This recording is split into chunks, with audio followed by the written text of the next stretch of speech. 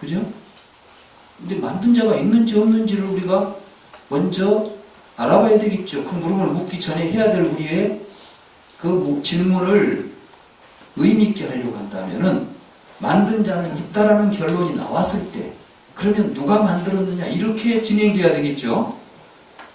근데 만든 자가 있는지 없는지도 모르는데 누가 만들었냐고 묻는 것은 물음 자체가, 그리고 또 그 물음을 묻는 사람은 의도가 있어요. 순수하게 묻고 있는 게 아니에요. 누가 만들었다는 이야기를 하고 싶은 거예요. 그죠?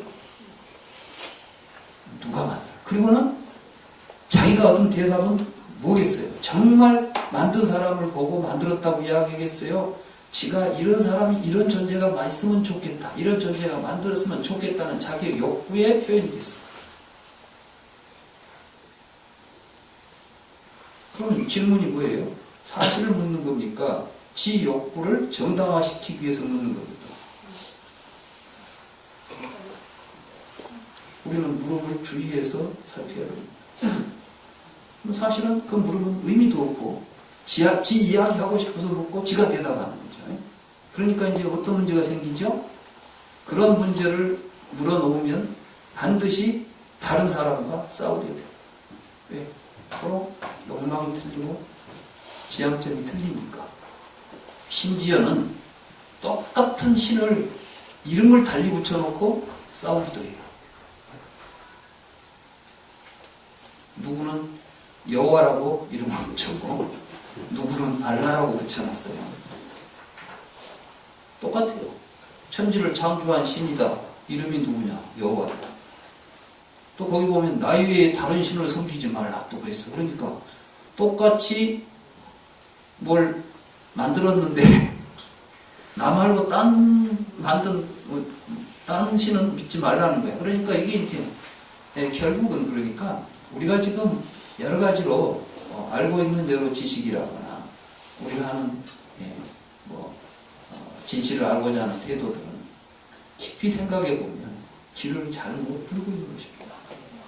바른 질문조차도 못하고 있는 것이죠. 그런 질문들을 가지고 와서 부처님한테 질문하면서 대답하라 하면 이게 지금 할 말이 있겠어요, 없겠어요?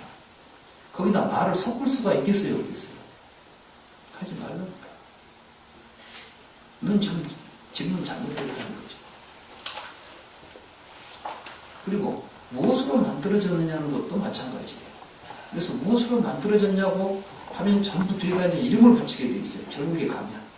그러니까 과학자들이 했던 작업은 무엇이냐면 자기가 발견한 현상에다가 새 이름 붙이기였어요. 이름 붙여놓으면 존재가 됐어요. 그러니까 존재가 이름을 가지고 있으니까 우리가 이름을 붙이니까 존재로 드러났습니다.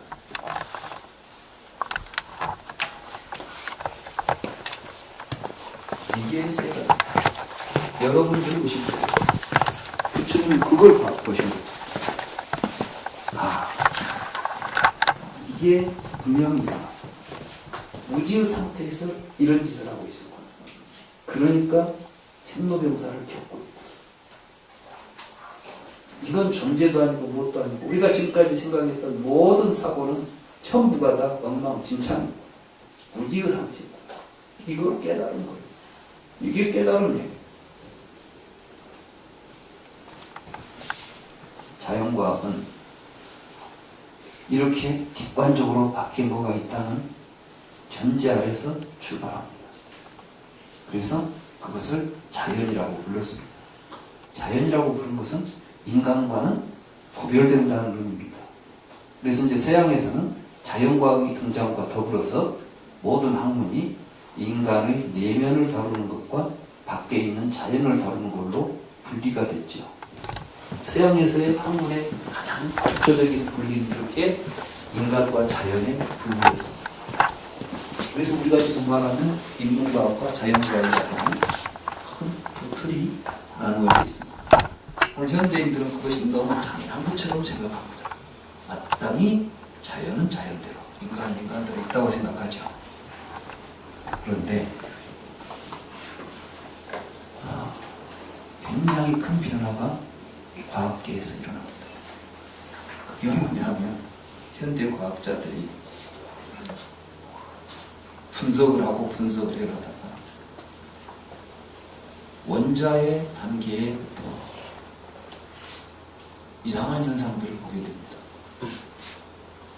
그건 뭐였냐면 밖에 있는 것이 나와 무관하게 존재하지 않다는 사실, 보는 자와 무관하게 보이는 것은 아무것도 없다는 사실을 깨닫게 됐어요. 이건 과학적으로 굉장히 놀라운 현상입니다. 그걸 이제 처음 그 이야기를 좀 우리들에게 알아듣기 쉽게 이야기한 분이 하이젠베르크죠. 불확정성 원리라는 게 이렇게 등장합니다. 그리고 이런 비유를 듭니다. 우리가 만약에 연극을 보러 가게 되면 무대에서 배우들이 연기를 합니다. 그 무대에서 연기하는 배우들은 무엇에 따라서 연기를 하죠? 각본에 따라서 연기를 합니다. 이걸 자연과학에 비유하면 우리 밖에 우리가 관찰하는 모든 것들은 과학자의 눈에는 무대 위에서 연기하는 배우들과 같은 것들이에요. 그러면 그것들이 움직이도록 하는 대본이 있을 거 아니에요. 이게 자연 법칙이죠. 이해가 되십니까? 자연 법칙에 의해서 물질이 움직이는 거나 대본에 의해서 배우들이 움직이는 것을 비유해 볼 수가 있어요. 그래서 이제 연극을 보면서 대본의 내용을 찾아내는 게 과학자들의 일이죠. 사과가 나무에서 떨어졌어요. 왜 떨어졌지? 아, 인력이 작용하니까 라고 말하잖아요. 그러니까 인력이 작용하니까 하여간 다 떨어져야 돼. 안 떨어질 수가 없어. 사과가 에이 나는 안 해 하고 붙어 있을 수 없죠. 떨어진다.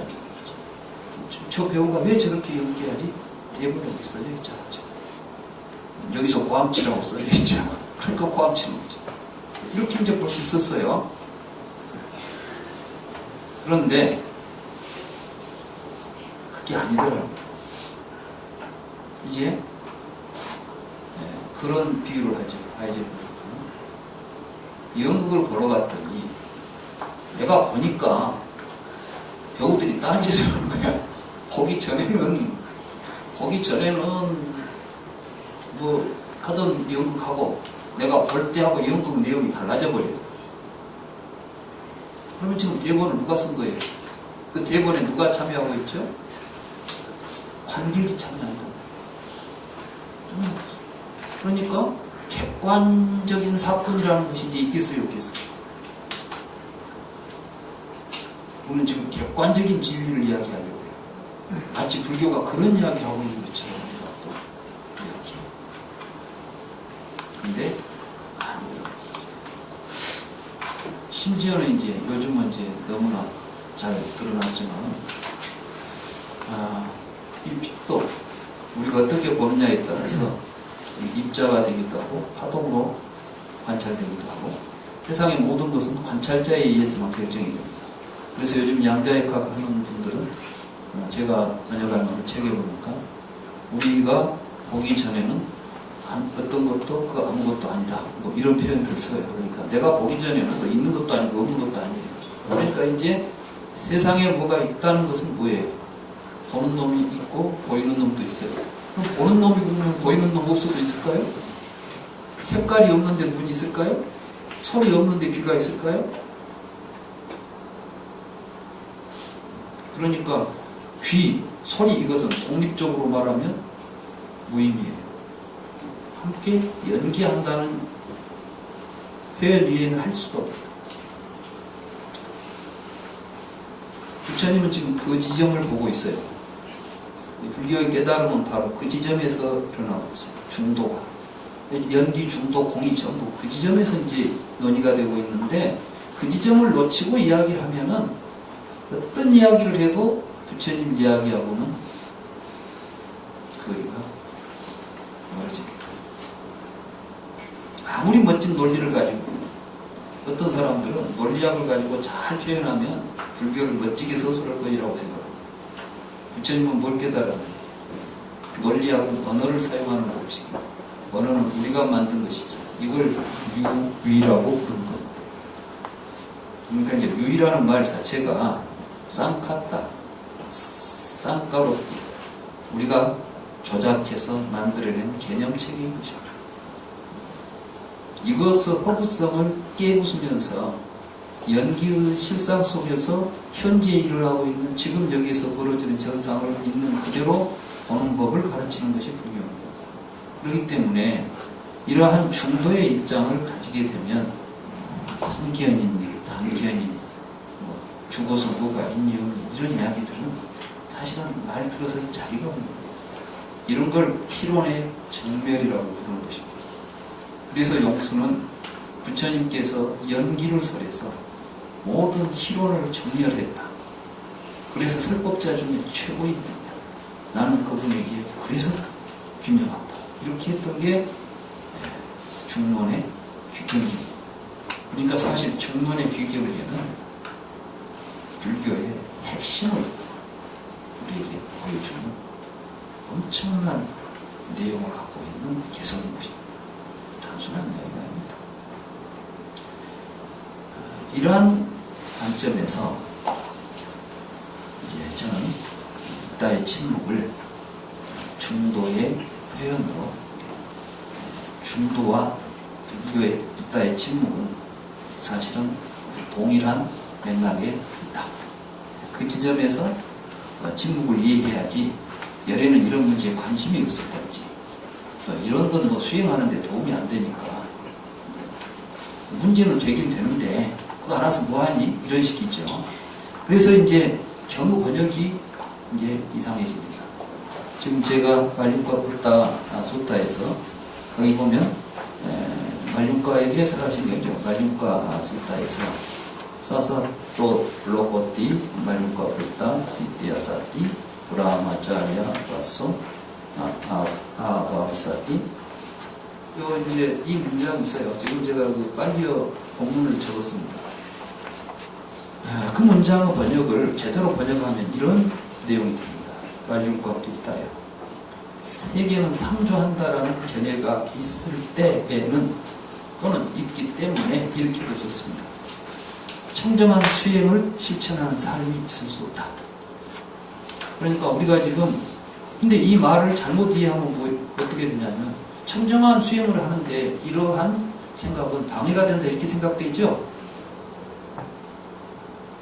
그게 아니라 중도가 아닌 자 이러한 생각을 가지고 수행을 하면 수행 자체가 안 된다는 거예요. 정견이 아니니까. 여러분들 불교 수행의 출발점은 뭐죠? 불교 수행 어려운 거 없어요. 부처님께서는 나는 8정도를 가르쳤다 그랬어요. 나는 요즘 우리 수행법 중에 8정도 노드로 가버리고 뭐 화두 들어라, 위파사나이라, 왜라 해서 거 보면 부처님은 8정도 속에 다 있거든. 그러니까 정견 없이는 수행 자체가 안 된다는 거야. 근데 지금 우리는 정견은 뭐고 간에 어떤 수행을 해야 도를 깨치냐고 묻는 거예요. 무슨 도를 깨치려고 하는지. 금강경에서 그러니까 이런 이야기를 하는 거예요. 열애가 뭐 깨달은 법이 있니? 이렇게 이제 묻는 거예요. 나오죠? 왜 이런 질문이 나왔을까요? 금강경 보면은 무소득이라고 그러죠? 반야심경에도 무소득이라고 그러잖아요. 참, 수행해봐야 얻을 것이 없다면 수행을 또 왜 하자는 거야? 말이 안 되죠? 근데 말이 나오는 맥락이 있어요. 그게 이제 아비달마 불교가 번뇌를 여러 가지 해놓고 연엄 제거하고 연엄 제거하면 뭐가 되고 사문사과를 전부 실체화해가지고 여기까지 가면 무언 신통이 생기고 그 다음에 아라한과 같고 이렇게 이제 만들어 놓은 거예요. 그러니까 수행하면 반드시 그 과가 얻어져야지. 그럼 이제 얻으면 뭐가 되죠? 수행을 해가지고 좀 이제 계급이 만들어집니다. 그러면 뭐가 되죠? 높은 사람, 낮은 사람 생기죠? 불교가 지금 계급사회 만들려고 수행체계 만들었을까요? 수고리가 계속 뭐라고 하죠? 아라한과를 얻었다고 하면 그건 아라한이 아닙니다. 차별된 의식으로 제거하는 것이 불교 수행인데 내가 뭐 됐다고 하는 것 자체가 잘못된 거 아닙니까? 그 이야기예요, 사실. 뭐 아라한가를 얻었다고 아닙니다. 아라한가는 아라한가가 아니기 때문에 뭐 아라한가라고 부르는 뭐 이런 이야기 나오잖아요. 말이 막 복잡하니까 어려워졌지만 사실은 맥락을 가지고 본다면 그런 이야기들이에요. 그러니까 수행이라는 것이 뭐 되려고 하고 차별 수행해가지고 높은 자리 가려고 하는 게 아니라 수행을 하게 되면 뭘 깨닫게 되는 거예요. 너나 나나 다 똑같은 존재라는 사실을 깨닫는 거예요.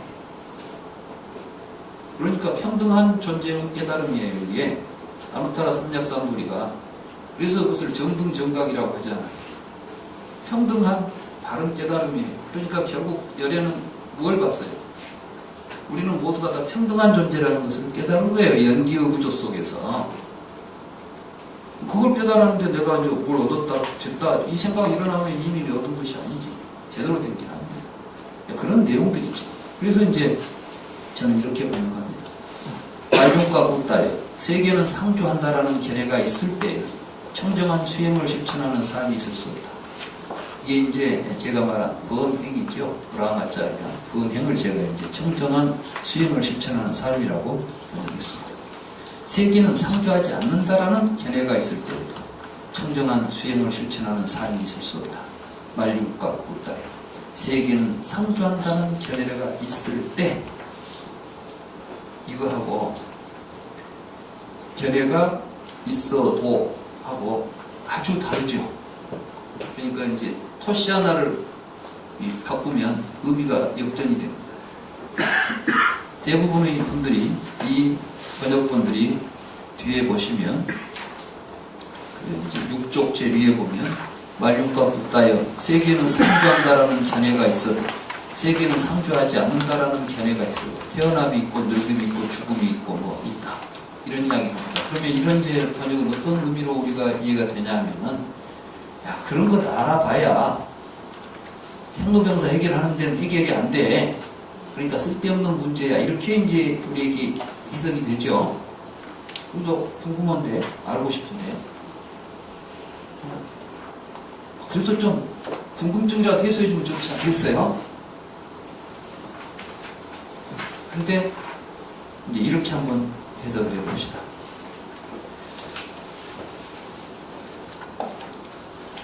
이러한 견해가 있을 때 생로병사가 있다는 거예요. 다른 말로 말하면 뭐죠?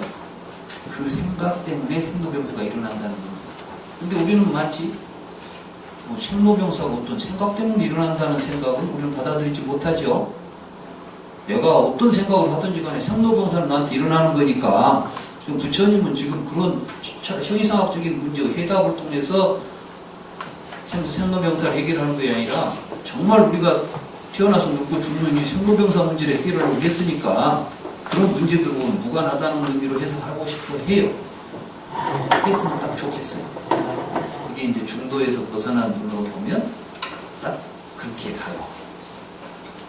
근데 여기는 뭐냐 하면 우리의 생로병사는 사실은 그러한 생각에서 비롯된 망상이에요. 그러면 또 사람들이 생로병사가 망상이라. 그렇죠?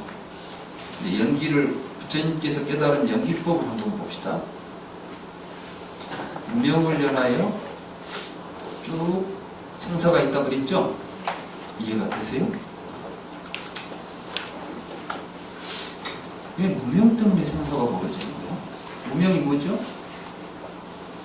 무지죠. 뭐 모르면 생사가 벌어진다고?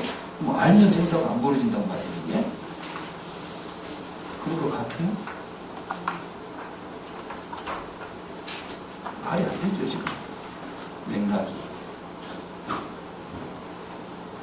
좀 뒤에 해야 될 이야기인데, 아무래도 궁금증은 좀 빨리 풀어야 강의가 진행이 잘 될 것 같아요. 그래서, 먼저, 왜 생사가 망상인지부터 이야기를 하겠습니다. 그래야 중도가 보이니까요. 우리는 이제 우유로 요구르트를 만들어 먹습니다.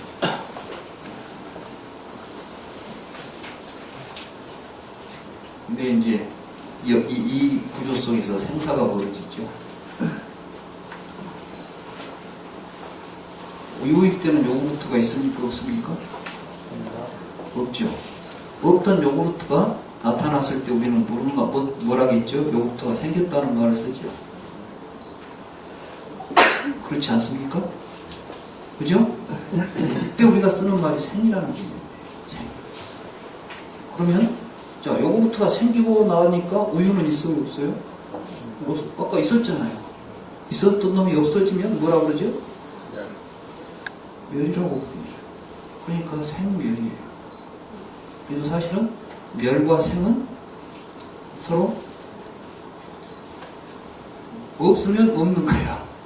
생이 없으면 멸이 있을 수 없겠죠. 그죠? 이게 이제 12연기에 멸은 노사는 왜 있는가? 생이 있으니까 노사가 있다.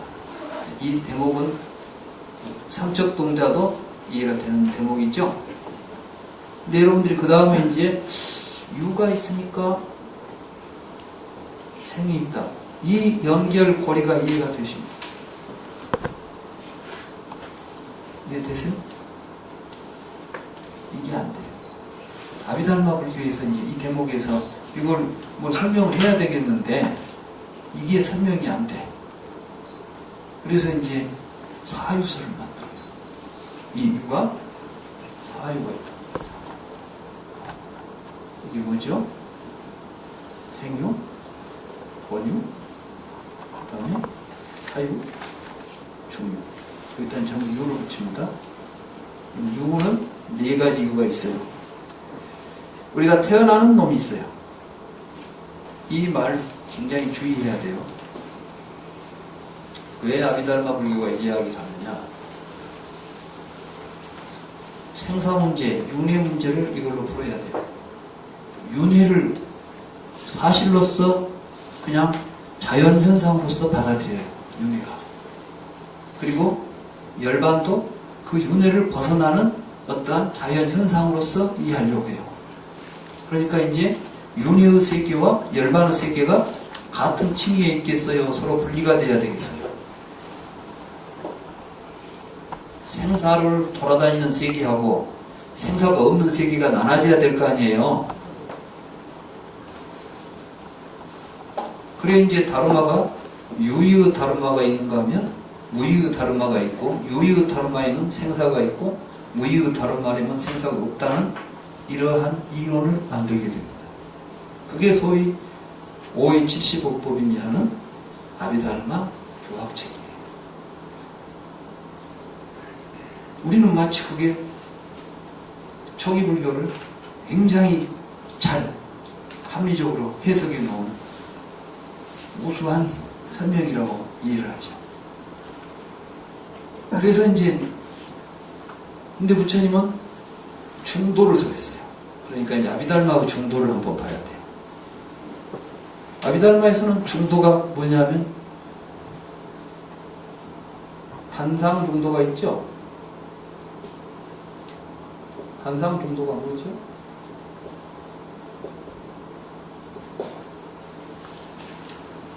우리는 이런 생각을 합니다. 우리가 죽으면 다음 세상에 가서 태어날까요? 안 태어날까요? 네? 태어나요? 그럼 3견이에요. 그럼 안 태어난다면? 단견이에요. 근데 부처님 뭐라 했냐면 상견과 단견을 떠난 자리에 중도가 있다 그랬어. 그러니까 이제 중도는 또 뭐야 그럼? 중도가 얘기가 안 돼. 다만 상견과 단견을 피할 수 있는 이론이 필요했어. 중도가 이게 된 거예요. 한마디로 말해서 아비달마 불교는 중도가 뭔지 전혀 소식이 깜깜한 동네예요. 그러니까 이제 용수보살은 그걸 비판하기 위해서 중론을 쓴 거예요. 중이란 이런 자리예요. 이런 걸 모르고 나면 그런 이야기 안 되는 거예요. 이렇게 이제 한 게 중론의 위치예요. 그러니까 중론은 여러분들이 보시기에는 굉장히 쓸데없는 말이 많아요. 이것인가 싶은 건 아니다. 잘 가다가 이것도 아니다. 결론에 가면 아무것도 아니야. 이것이 아무것도 아니다는 소리 하고 앉아있는 거야. 뭔 소리는 거야, 이 사람. 왜 이런 게 최고 또 가치 있는 책이야. 사실 저거 처음에 중본 읽고 참 실망했거든. 하나 논리적으로 멋진 누가 나올 줄 알았더니 잘 따라가다가 내 생각이 딱 그쯤에 가서 그러겠구나 싶으면 아니다. 또 반대를 해서 쭉 가면 아니다. 이것도 아니고 저것도 아니면 어쩌라고. 그럼 오세요 그냥.